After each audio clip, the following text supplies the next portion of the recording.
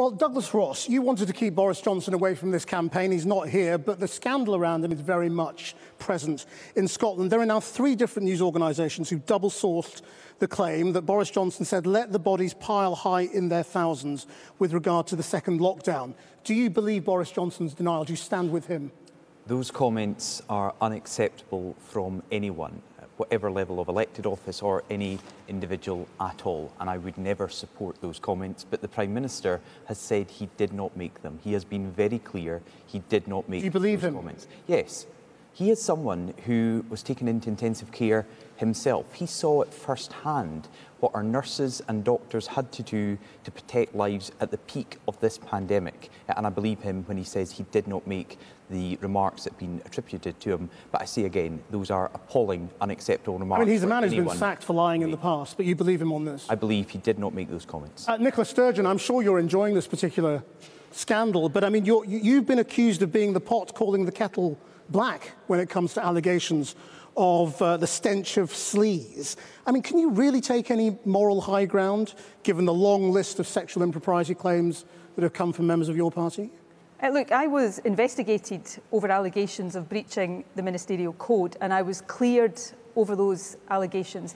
But rightly, given the allegations were made, I was investigated and I was subject to months of intense scrutiny. I'm talking about all the others, all the people who've had to resign. When allegations about others come forward, we investigate them, we take appropriate action. In fact, you mentioned Alex Salmond. In some ways, it's because he didn't like the fact that I wouldn't cover up allegations that led to the differences of opinion between us. But I'm staggered by Douglas Ross's, may I say it, hypocrisy here, because when I faced those allegations, he called for my resignation before I'd had any opportunity to even defend myself. Of course, I was subsequently cleared of the allegations against me. And yet he stands here tonight when the allegations are about his own boss. He simply says we've got to accept his word. There is a stench of sleaze around this UK Tory government.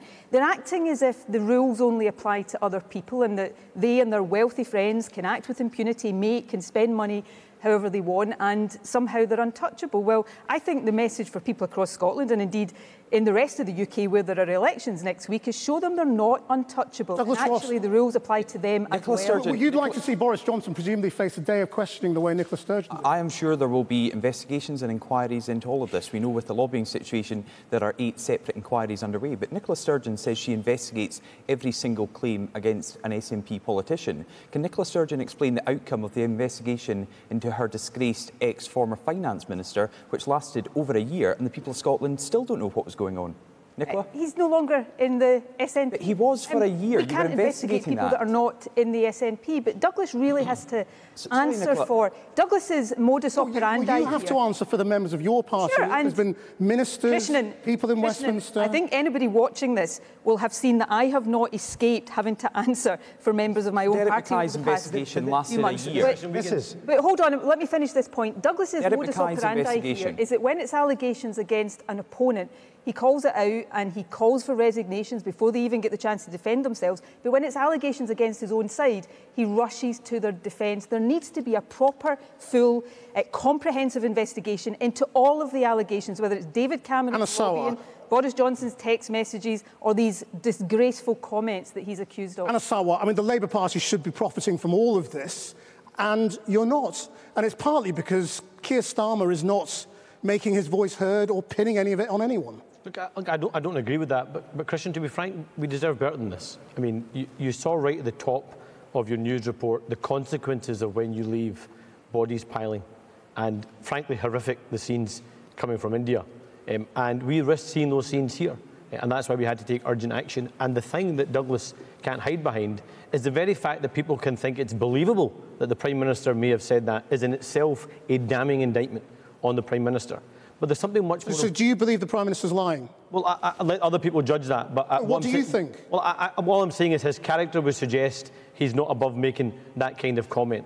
But the important point is this is a clear fault line in our politics in Scotland, where we have failure after failure in Scotland, but it's easier for Nicola Sturgeon to point at Douglas Ross and the Tories and say, at least we're not as bad as that lot.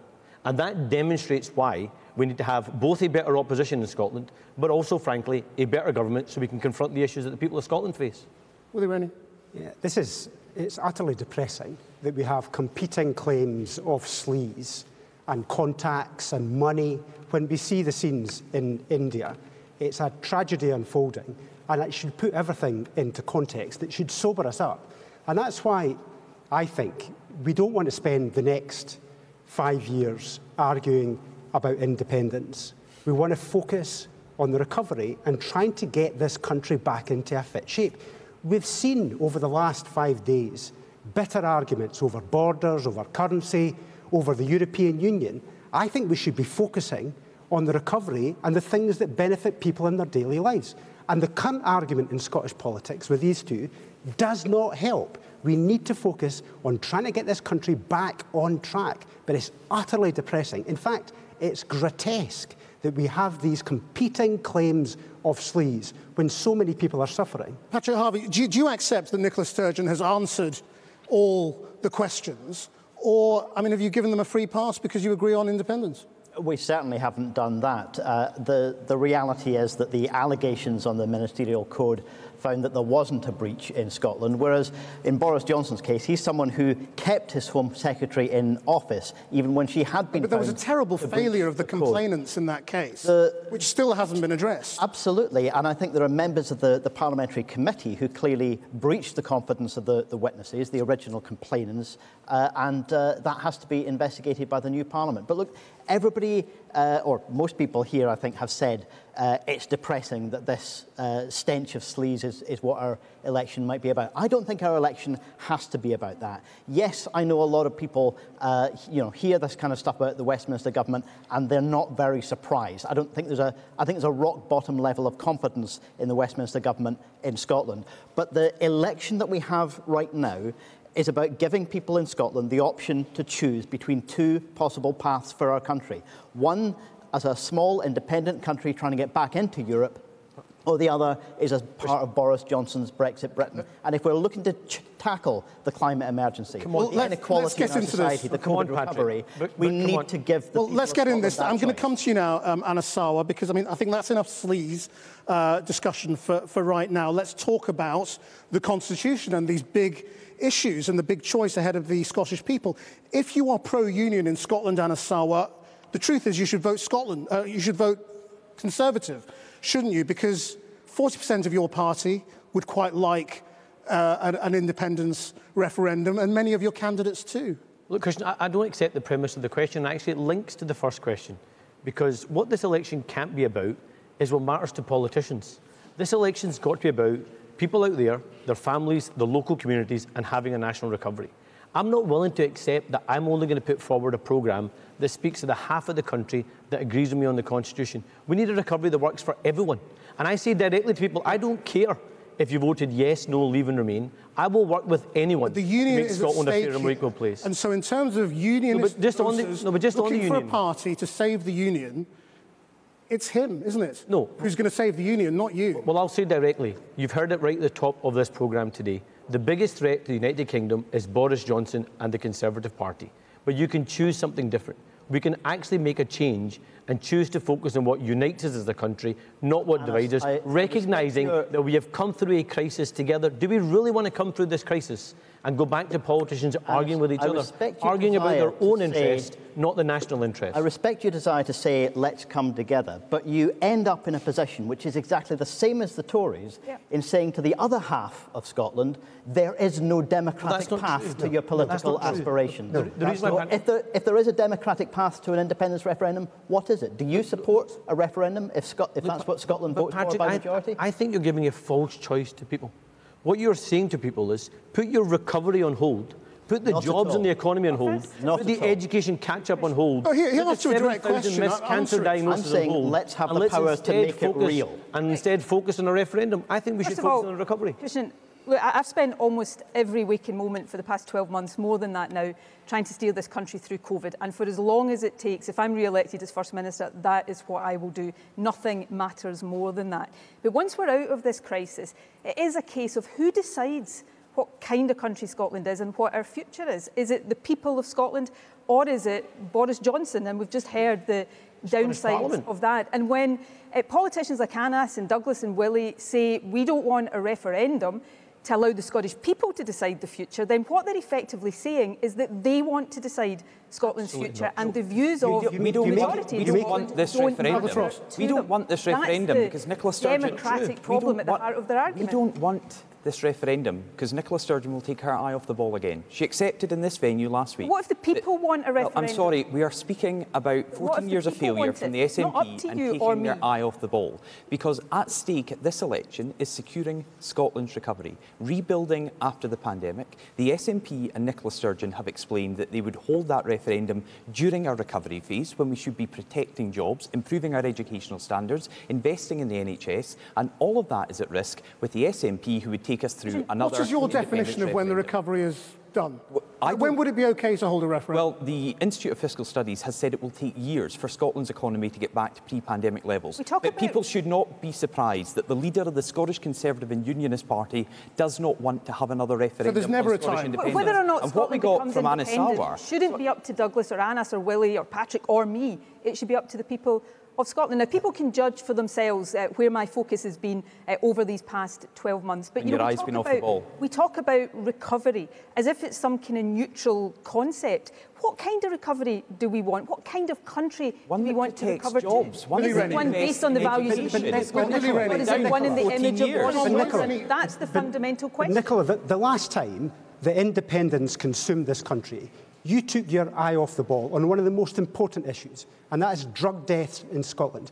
We have now got one of the highest drug deaths in Europe. In fact, the modern world. It's 3.5 times higher than England. And your Justice Secretary at the time admitted you did not deal with the issue because it would get in the way, in the way of independence. That is exactly what will happen over the next 5 years if this country allows you to take your eye off the ball again. And the difference will be...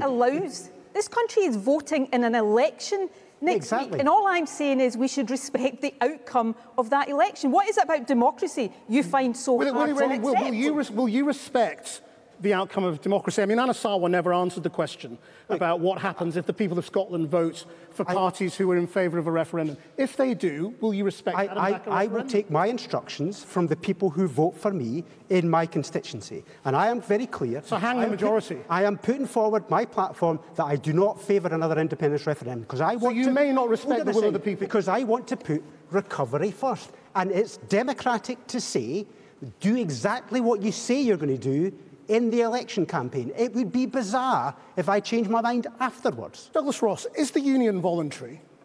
Is it a meeting of two sides? One side leave? It is the most powerful and successful economic and political union that the world has ever seen. And we've seen through the last 12 months... Is it voluntary? We've seen through the last 12 months how the Union of the United Kingdom has protected jobs here in Scotland. Over 1 million people were protected through the furlough and self-employed. Can anyone leave? I don't want anyone to leave the family of 4 nations. Well, we've had a referendum where the people of Scotland... Is it possible to leave the union? It would have, of course it is, because it would have been possible in 2014 when the SNP asked people to support their plans to separate Scotland from the rest of the United Kingdom, and people said no.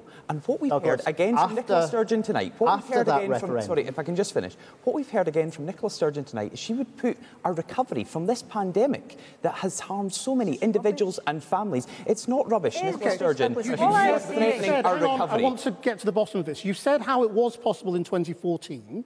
And I don't want to see that again. How is it possible now in 2021? I don't want to see that again because I want to secure a recovery and rebuilding Scotland. After that referendum, how is it possible? After that referendum in 2014, your party signed up, as we all did, to the Smith Commission, which was intended to develop devolution within the UK, a strengthened Scottish Parliament. And in that report, you also signed up to the conclusion that said nothing in it will prevent the people of Scotland from being able to choose independence if that's their wish. So if the people of Scotland are allowed to choose, how may they choose? Christian, this debate proves why Scotland does face a choice. And of course it's Scotland's right to choose its own future. I accept that. But this exact argument shows what the choices are in this election. Do we really want the next Parliament to be an extension of these arguments? Frankly, this circus for the next 5 years. We will get to the other issues, but we are talking about the Constitution now. If you don't want to talk about that, it's fine. You can sit it out, and the rest of us will... It's not about sitting it out. It's about choosing something different. Patrick Harvey, what should happen if Boris Johnson refuses to give a referendum to Scotland if Scotland elects a parliament in which a majority of MSPs want a referendum? Well, if he does, I think it will clearly push more and more people towards supporting independence. The UK simply saying, no, you can't, no, you can't, no, you can't, will guarantee more and more people saying, yes, we will. And Boris Johnson... Yeah, but what happens? Boris Johnson will not be there forever. If you look at today's news, he may not be there very much longer. And the UK government is going to have to accept the basic democratic principle. As I've just reminded Douglas, if they Boris signed Johnson up refuses, to after the 2014 he may well win the next referendum. UK election.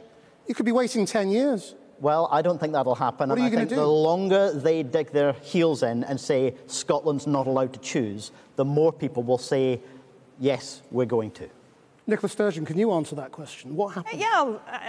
Firstly, I don't think that's what will happen. You don't have to listen too closely to the noises out of Westminster right now to know that the Tories have already moved on to thinking how they block a Answer referendum. the question, Nicola. Douglas, I'm about to answer the question. Maybe if you listen, you'll learn something. To sort of debates about how they rig the franchise and how they you want the question rig the again, timing you've not of answered it yet. But if Boris Johnson decides to stand in the way, Patrick's right, it will push more people towards independence. But he would have to ultimately take the Scottish Government to court to stop that, because we would seek to seek to progress legislation for a legal referendum. And if Boris Johnson accepted that, by definition, that's a legal referendum. And if he didn't want to accept that, he would have to... So you would hold an illegal referendum? You would go ahead? No, I would not hold an illegal referendum. I have never argued that. Well, I've always said... You disagree with Richard Thompson? I don't know what you're quoting there, Douglas. Richard Thompson is one of Nicola Sturgeon's SNP MPs. I will speak for myself. Anybody who's listened will see I have always argued for a legal, legitimate process, because that's the only way to get an independence vote recognised. But the idea and the fact that we're standing here talking about what happens if a Tory Prime Minister decides to block Scottish democracy shows you how absurd this is. Now, let me repeat again, my focus is getting this country through COVID. It's getting our recovery underway, but it's also about saying to people, as a matter of basic democratic principle, whether or not Scotland becomes independent is a choice for the people of Scotland. It's not a choice for me or for any of the other politicians here. What is it about that principle of democracy that people find so difficult to accept? Willie Rennie, for a long time, the Liberal Democrats' #1 issue had been Brexit, and you still want to rejoin the European Union, don't you? Isn't your best route to that through Scottish independence? Why are you a unionist? For goodness sake, no. He's given up on EU membership. We should learn the lessons of Brexit, not repeat them with independence. Breaking up long-term economic partnerships is chaotic. We've seen that, the effect on the fishermen, Northern Ireland, on Dover. This is a massive lesson that we need to learn. We would have exactly the same problems with independence. I mean, the European Union, 40 years old? And it was really difficult to break from it. Just imagine how difficult it would be to break up the United Kingdom, which has been here for 300 years. I'm not in favour of adding chaos onto chaos. Of course, I want to rejoin the European Union. I want to persuade people over time. But the priority has got to be, Scotland are already persuaded, to focus on putting recovery first. I want to get the education system back up and running again. I want to make sure we cut mental health rates. I want to create jobs for people.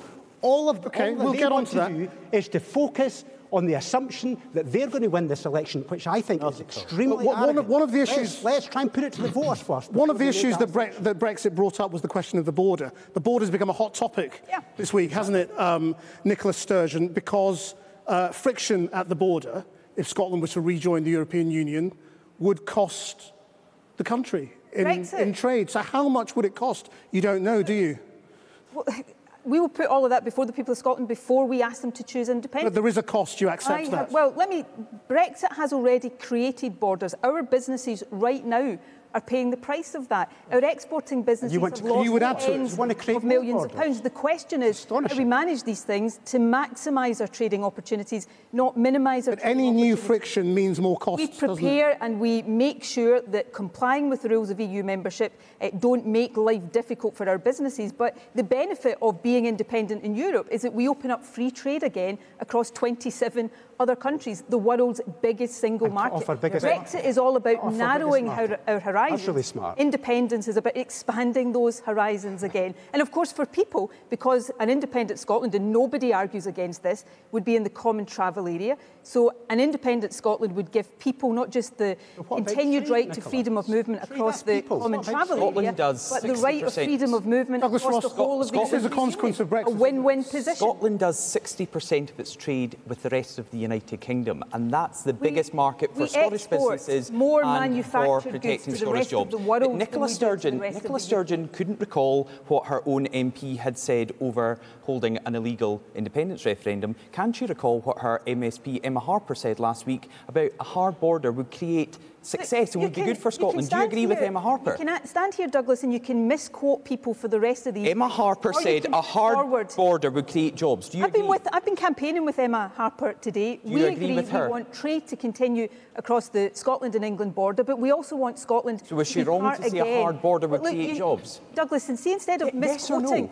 Instead of misquoting other people, why don't you try to put forward any kind of positive case for the people of Scotland? We are still in a pandemic, Christian, I'll just remind people. To offer the people of Scotland, which is why we are still in a pandemic, Christian. Constant negativity. We are still in a pandemic, Christian. I would just remind people on the stage. I don't need reminding of that. We are still in a pandemic. I'm sorry, but sometimes you do need reminding of it. Because 10,000 of our fellow citizens have lost their lives, and all you've had for 20 minutes so far is politicians bittering in a studio when there are people whose lives and livelihoods are still at risk. Do we really want to be having these arguments about borders, about currency, denying LSE reports or denying other expert reports? I don't pick and choose when I quote an expert's report. We can't pick and choose when it was around Brexit. We can't pick and choose when it was around independence. Let's instead really focus on what brings our country back together again. Would you not rather that Nicola Sturgeon and I were working together on ending child poverty rather than arguing about borders? The trouble is, when you want to talk about other policies, the Institute for Fiscal Studies say your manifesto doesn't add up. Yeah, so it criticised all of the parties on the stage. Yes, and it says you're not honest about the tax rises or the cuts you would need to bring in for all your aspirations. But Christian, unlike other political parties, I'll accept the criticism. But the problem some of us... So you accept your manifesto doesn't add up? No, I accept the criticism. What I would say in the caveat is that what we published was a two-part manifesto. One was the immediate recovery plan for the first year and first phase of the recovery. And the second part is long-term ambitions, which go beyond the next Parliament. But I'm not going to do what other people on the stage do, which is choose to quote the IFS when it suits them, for example, when talking about Brexit, but choose to ignore the IFS when it talks about independence or this election campaign. It's exactly what Nicola Sturgeon does. It's exactly what Douglas Ross does. For Anas, the difference between me and Anas is not just that we have different opinions on independence, but he wants to make the decision for people. I want to let people are choosing in this election campaign. And we talked about working together on child poverty. I'd be delighted to work with anybody here on tackling child poverty. My government introduced the Scottish Child Payment to do that. But as we lift children out of poverty, we have a Westminster Tory government plunging kids into poverty. You can't always blame somebody else. I'm taking responsibility, but I don't want to have one hand. Hang on. I don't want to have one hand. How many children in Scotland live in poverty? Fewer children live in poverty in Scotland than in any other part of the UK. So that's okay then? No, it's not okay. So how many children in Scotland live in poverty? 24% of children in Scotland are in poverty. That how many in your constituency live in poverty? You've misquoted statistics. How many in your children live in poverty? You've misquoted that before. 48% of children in your constituency I think you'll find the last time you used that statistic, Anas, you were fact-checked by the BBC and found not true. Correct. But look, child poverty is too high. It's lower in Scotland because of the actions we can take, but it is too high because of the actions we can't take, because of welfare cuts being imposed against our will. All I'm saying is that Scotland would not be perfect. We're not perfect. We would face our challenges. But trying to confront those challenges with one hand tied behind our back is not the best way to do it. Let's give ourselves all of the powers and all of the resources. The problem is, Nicola, that you were granted £3 billion of welfare powers back in the Smith Commission. Absolutely. And you delayed the implementation of those powers because you couldn't get it ready on time. So complaining about other governments and their performance when you've not taken responsibility yourself to solve the problem, I think is a neglect. That is just not... Okay, answer that. Social Security Scotland, a new agency set up, administers 10 welfare benefits now. 7 of them don't exist anywhere else in the UK, because that's what we do have power. With limit, and we are using it. We do have power. Yes, and we are using so let's focus on what we can do. As we do that, we are dragged back by a Tory government taking us in the wrong direction. When it comes to policy that you could extract, that you could get from the SNP, why are you not doing more to try and get more on your big agenda, which is climate change? Why are you not getting them to accelerate their transition away from fossil fuels to renewables in return for support in the Parliament? We've done a huge amount. The green impact in the last session of the Scottish Parliament does include fairer taxes that's helped to fund local services. It's included a policy that's coming in later this year on free bus travel for young people. So if you hold the balance, energy what will you efficiency, marine environment. Look, that Nicola Sturgeon delivers? I would take the issue of fossil fuels as a really good example of where we can go further right now a little bit by not having Scottish Government supporting the fossil fuel industry in the way that it does. But the licensing of fossil fuels is an example of why we need the powers of independence, because that's held at Westminster. There are probably 3 times more fossil fuels in the North Sea than we can afford to use, and yet they're still issuing licences to go looking for more of the stuff. This is a dead-end industry, and the communities in Scotland that are currently relying on it, what they need is investment in the alternative. Will you say there is a quid pro quo? Public transport, restoring nature. That's the agenda that will create the jobs and prosperity of the future. As you did in the previous Parliament, you know, you could extract something for that. You could say, you have to deliver this policy of ours in order to get our support on the referendum. That's exactly what we've done. We have a huge list of impacts, from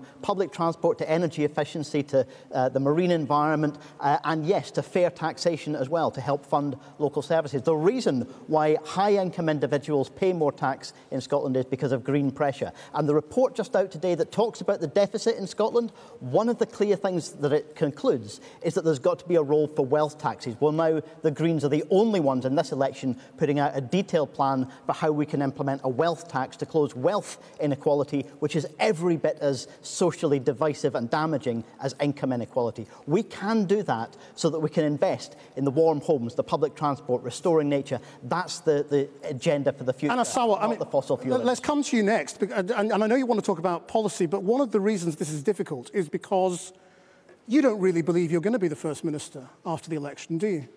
Well, look, so your manifesto is just pie in the sky. Look, I'm being what is probably rare in politics. I'm being honest with people. I became leader 8 weeks ago. When I became leader, we were at 14% in the polls. I would love to be First Minister in just 9 or 10 days' time, but I'm being honest that I am taking the Labour Party on a journey. That journey is not complete. There is still change to happen in the Labour Party, but I'm asking people to support me in this election campaign so we can have a parliament that focuses on the issues that matter to people. But just on... Well, before we get... I'll let you do that, but hands up anyone else who thinks realistically they will be First Minister. We absolutely have to get rid Nicola Sturgeon went up. Is that a hand up? We have to get rid of an SNP government that has failed Scotland. There is an opportunity at this election for people to get rid of an SNP government that has failed Scotland. Is that your hand up that you believe you will be First Minister? I would love to be First Minister of Scotland. I'm not asking you that. I would love to be First Minister of Scotland to see an end of the division. And they're going to elect someone who believes every word Boris Johnson says. What Nicola Sturgeon has done to our educational standards, to our NHS, to our economy, that we should be protecting jobs, and you can and the trouble is, as much as you want Nicola Sturgeon. Nicola Sturgeon is the only one here playing to win. The rest of you are all playing different games. Christian, I think politics sometimes does still suffer, even in Scotland, from the winner-takes-all mentality at Westminster. A lot of other small, independent Northern European countries that Scotland likes to, well, many people in Scotland like to aspire to being, have a pluralistic, multi-party democracy. They've had that for decades. And the result is that politicians do have to find common ground, work together in the national interest. That is normal in a lot of other European countries. And I think we can achieve that here if we raise our Douglas Ross, let's talk about your manifesto for a second as well, because the IFS also said your manifesto doesn't add up. And worse than that, you're trying to promise tax cuts while also promising spending increases. It is the only manifesto from any of the parties that has been costed, and we've outlined the cost of our policies and how that would be funded. It's the manifesto which the IFS has said is the most generous to our NHS over the course of the next Parliament, and it is a manifesto rooted in recovery and rebuilding Scotland. Why cut the because we taxes want for to Scotland's invest richest? in jobs. We want to Why invest won't you be in honest infrastructure. about which We want to taxes- invest in our NHS. We are saying we can do all of these things if we can get a Parliament laser focused on recovery and rebuilding, Want not Scotland's one richest on to another get a tax referendum. cut? You don't want to Thousands focus of on pounds of recovery, tax cut Douglas. for the I richest. absolutely Douglas, want you to. don't- Don't start that. reality is- I want the the reality focus is you to don't be want on to focus recovery. on recovery. I want the focus to be on protecting jobs all over Scotland. I want the focus sorry, to be on Douglas. raising our I'm sorry, Douglas. educational standards Douglas, across your own Scotland. Because after 14 years, Nicola Sturgeon and the SNP have let down the next generation of young people. Just And on this that. is really Anna Sawa. important. We have an opportunity Just to on that, have a Douglas. Parliament focus on recovery, not on divisional Anna arguments in Sawa. the past. Just on that, you've quoted a few MSPs and politicians today. I know Tory MSPs who privately say they like the debate about the Constitution. They like the debate about the referendum because the only way they get Tory MSPs elected is to talk about the division and sound like there is a big division happening and they've got to stop a referendum. Well, you should maybe- You're not interested in a Anna, you should recovery maybe because you listen- can't deliver a recovery Anna, that works for everyone across you our should maybe country. listen to the Tories about getting elected because the Scottish Labour Party have lost votes in MSPs at every single election since devolution. Commissioner, Nicola Sturgeon. I'm possibly the only person on this panel right now that doesn't take the outcome of next week's election for granted. I'm campaigning for every vote, but I am also the only person that is putting forward a prospectus that is serious about governing this country. We live in the most serious times any of us have ever known. This country deserves a person who's putting forward a serious plan to be First Minister and a government that is serious about leading us through COVID, kick-starting our recovery and making sure... You're also the person whose All track of record Scotland. can be judged, whose track record Absolutely. on And that's whether you did exactly- put education first, whether the attainment gap has been closed, whether the drugs death was tackled, Let me take- whether, you know, We need a parliament for everyone. when you took your eye off the ball. All of those things can be judged as well, can't they? People of Scotland will judge me and the SNP on all of these things a week on Thursday. That's what elections are about. But you take education, for example. My manifesto 5 years ago promised progress on reducing the attainment gap. We have reduced the attainment gap. You are At kidding. Level 5. You are kidding. Well, I'm sorry, It's Willie, as that wide as it's ever the been. facts don't For suit you. goodness But at sake. level 5, it's reduced by a third. At level 6, See- by a fifth. We've got record numbers of young people from It'll take deprived communities 35 right now years. going into university. We have virtually long will it take to doubled close the attainment early gap? years. Look, we will 35 years. continue. We have plans to 35 invest. years. No, it will not take. It will take 35 years. At We are this going rate to of progress, continue to 35 make that years. progress over the next parliamentary term. And when we do it, we will become the first country anywhere in the world to close the poverty-related attainment gap. We've virtually doubled early years education, giving our young people the best start in life. I don't shy away from the areas where we need to do better. Drugs deaths is one of them, an area where we have tried, but we've not done. And you can't well blame enough. the pandemic for that, can you? I- You've taken your eye off the ball a long I time have before been that. candid about this. We have tried to tackle drugs deaths. It's not because we haven't done the things that we have cut thought funding for were right, rehab. but we haven't done well enough. So I'm putting before the Scottish people my track record, but also being candid about the things where I think we need to do Right, better. but the And place I'm you're not only being one candid- doing that.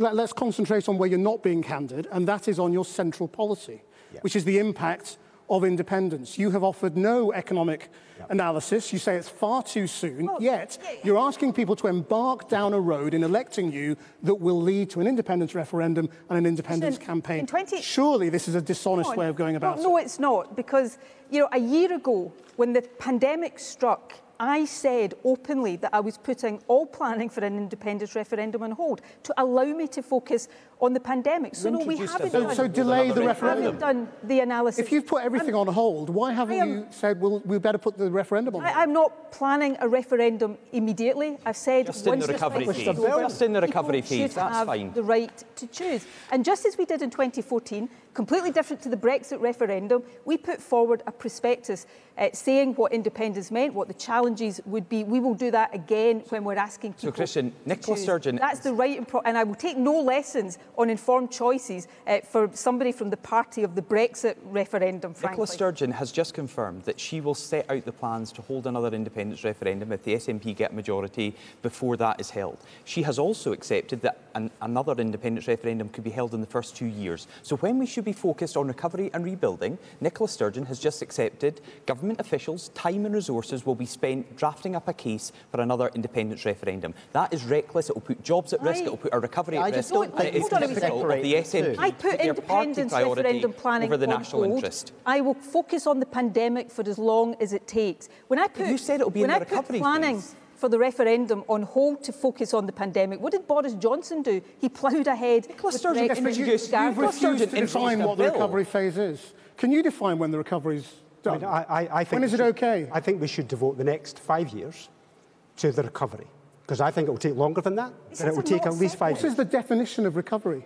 I think it's when we've got people back into jobs, when we've cut the mental health weights right back down, because it's over 1,500 young people wait over a year. I think it's the attainment gap. I think that has to be closed significantly. And I think we need to deal with the climate emergency, which is a rather substantial issue. So when we've dealt with the climate emergency, that's when Scotland I think we should be well on the path really to that. is a false choice. This is an incredible moment in history, actually. The opportunity to rebuild an economy and a society from the pandemic is an opportunity to ask questions about the kind of society we want to be on a scale that hasn't happened since the Second World War. And the generation after the Second World War laid foundations that meant that for decades after that, the UK became gradually more equal. Now, that legacy has been ripped up by successive UK governments since the 1980s. But we have this extraordinary opportunity. I don't think you can separate out the question of COVID recovery from the question of power in our society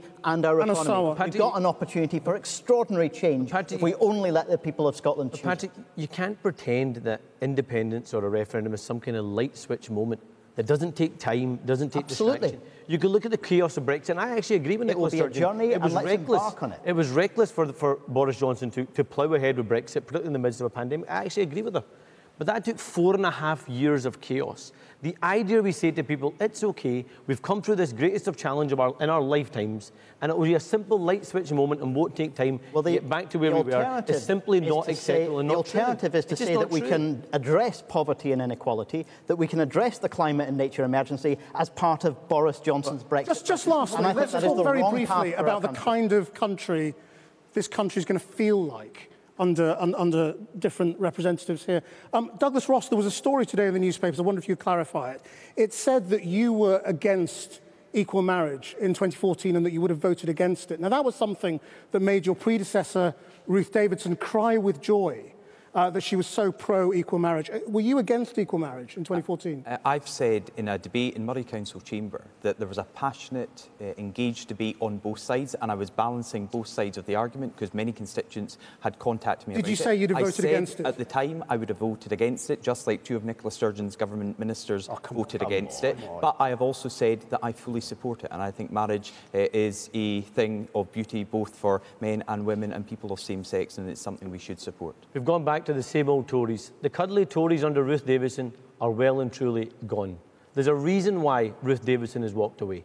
Because we've got Brexit, we've got chaos, we've got division, and not only is Douglas talking about same-sex marriage, he's already had to apologise for hateful views against other minority communities in Scotland. We're back to the same old Tories, and frankly, we deserve better. If we are in another 2 years of division and argument, how are you going to keep the tone right that doesn't turn this country on itself? And I think it's incumbent upon us all to make that happen, because the debate in Scotland just now is toxic. I have to say, over the last year, through the pandemic, I found politics quite a fruitful enterprise. We managed to work together to deal with some of the massive challenges that we faced. And it was one of the upsides of the pandemic, one of the few upsides. But as soon as Nicola brought forward the independence bill again, then the whole thing fell apart. And that's what it's going to be like for the next 5 years. Nicola Sturgeon, after the last referendum, so many people said this country had turned on itself and families had fallen out. How are you going to avoid that over the next 2 years as you start this again? That wasn't my experience of 2014, but I respect that that was the experience of other people. But settling disagreements democratically for any country is not divisive. Politicians trying to dictate to people what the future should be, I think that is more divisive. You ask what kind of country I want to be First Minister of, an open, inclusive, welcoming, tolerant country where we build greater fairness and equality here at home and play our full constructive part across Europe and the world. That's my vision of Scotland. I'll do everything I can if I'm re-elected as First Minister of a devolved government to bring that about. Use all the powers Only I Nicola Sturgeon. That's what I want. That's my view. Our time is up. Future can be empowering. Our time is up, I'm afraid. But thank you all very much indeed.